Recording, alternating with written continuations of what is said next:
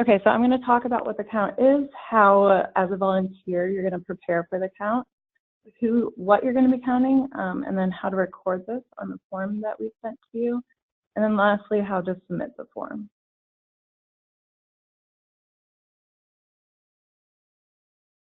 Okay, Janet, it looks like you can't hear me. Make sure that you have selected an audio option, so you might have to call in. Okay.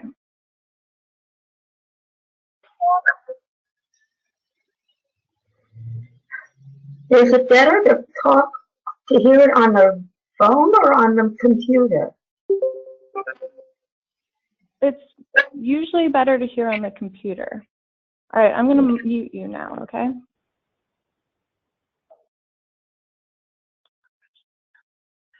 Okay, so this is the third year that we're participating in the National Bike and Pedestrian Documentation Project. This year it's from the 12th to the 17th, so we're counting on Tuesday, Wednesday, and Thursday of this week, as well as Saturday and Sunday. We follow the standardized protocol, and this data is used by planners, decision makers. We also post it on the county's open data portal, and people can download the data from there. We get a lot of residents that are interested in this data, as well as city planners.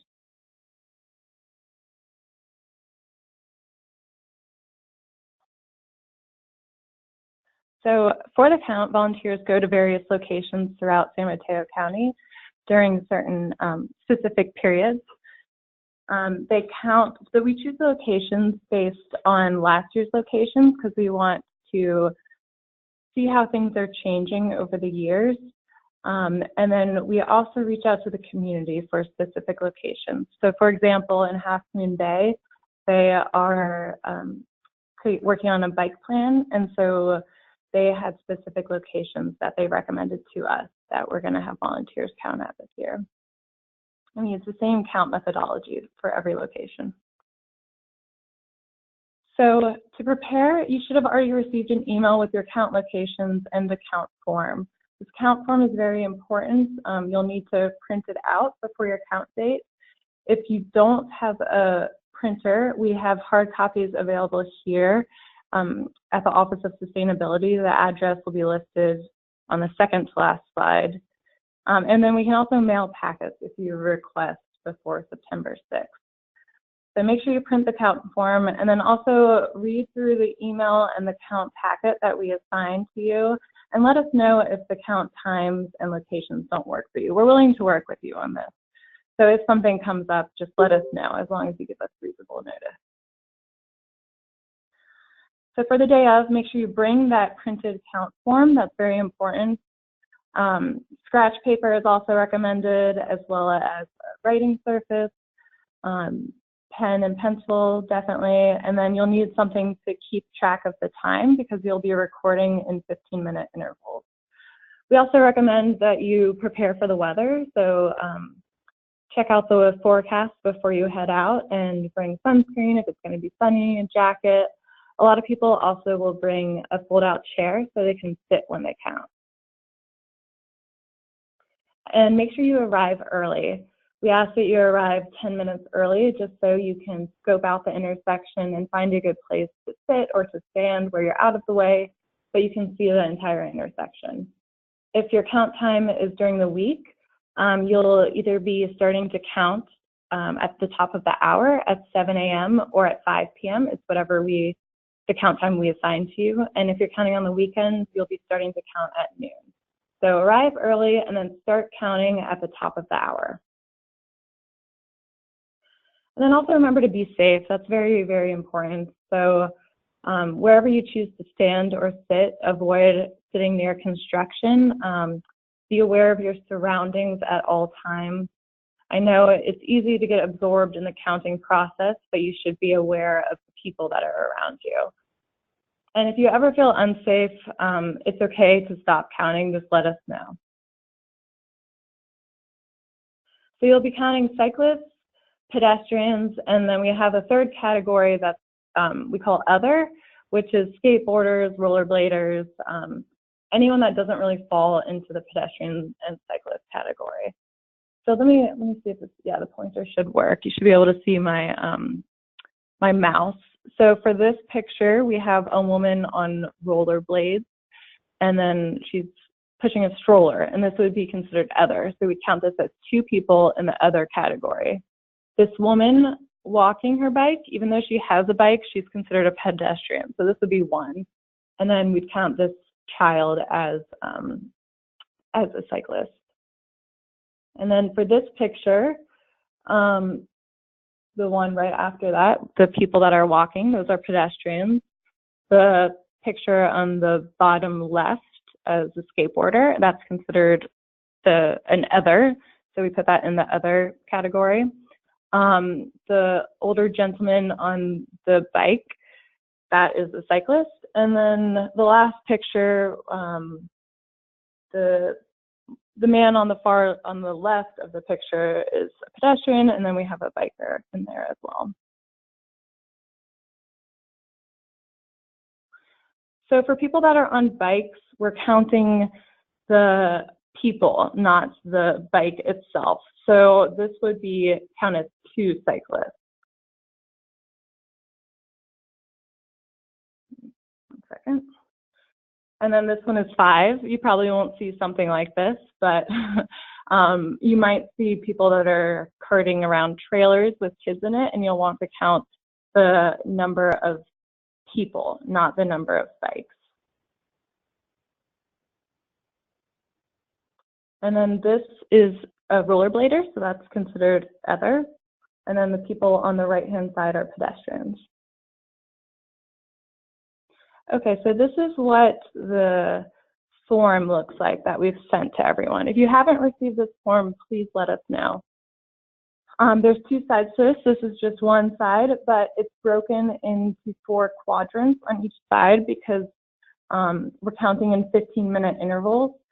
So you'll be filling out the first section for the first 15 minutes, and then after that period, you move on to the next section. When you arrive 10 minutes early at your intersection, you'll want to fill out your name, location, date, the start time and end time. So if you arrive late, make sure you note that on this form. And then also note what the weather is. And you can be pretty general with that. You don't have to give the exact temperature. You can just say sunny or rainy or windy, just a generalization of what the weather is. And then you'll also want to label the streets that are feeding into the intersection. So you can see on this form for each quadrant, they have the streets, and you'll need to label those. Okay, and the best way to keep track is just to tally as people go by. So try and keep that kind of neat so you can read the data, or you can read the tallies afterwards. But you're counting where people are traveling from, not to. So if you look at this is just a zoomed in version of the form. There are 4 pedestrians that are traveling south, 5 that are traveling north, and then 3 bikes that are traveling east. So anyone that crosses this blue dashed line, which is the observation area, you'll want to count. And again, you're counting where they're traveling from. And you can choose to stand or sit at any corner of your intersection. So in this case, it's in the bottom right corner. And so for this 15-minute time block, there were 3 bikes, 9 pedestrians, and 0 other. So in this case, there's a pedestrian that's traveling south and then turns. Because we're counting where they're traveling from, not to, we mark the pedestrian. We put a little tally in the A area. Okay, and then at the end of your counts, you'll want to review your forms and then send it to us within 72 hours. If you're going on a vacation or you can't make that deadline, just let us know, but we prefer to receive them sooner rather than later. You can either physically drop them off at our office in Redwood City. The address is here in purple. You can also mail it to this address, or you can scan the forms and send it to bikepedcountsmc@gmail.com. Okay, so I hope that made sense. I'm happy to answer any questions. I'm going to open up the chat right now. And if you have any questions, you can submit them in the chat. So Elaine, I see that you asked if we're counting people going both directions through an intersection, and yes. So we're counting, I don't know why that doesn't, okay, let me open up this slide 1 second. So we're counting anyone that's passing over this blue dashed line. So we're counting the entire intersection, everyone traveling in all of these directions. Okay, let me see if there are any other questions. 1 moment. Okay, I'll give people a few seconds to submit any other questions.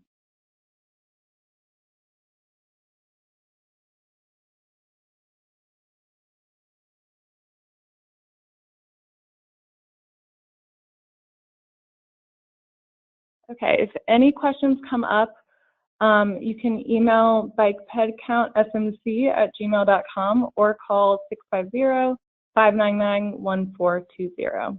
Oh, I see Dave has a question.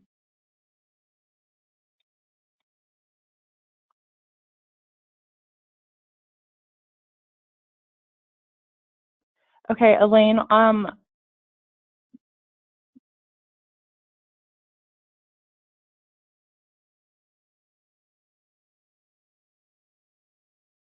okay, Elaine, I'll reach out to you individually.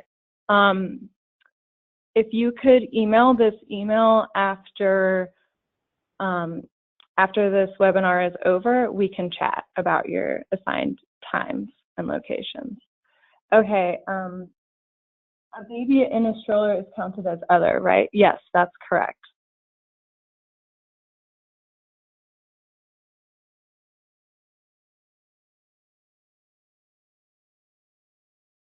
So, Dave, we're counting in 15-minute blocks, and we're counting A, B, C, and D simultaneously.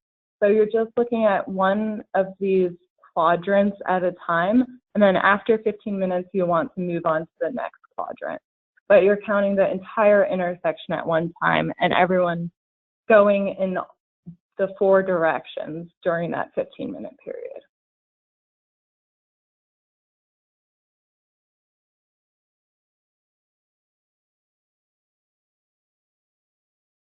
And then Dave asked what changes in count for each 15-minute rotation.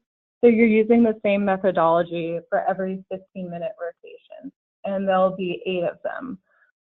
Nothing changes, it's just a way of categorizing the data.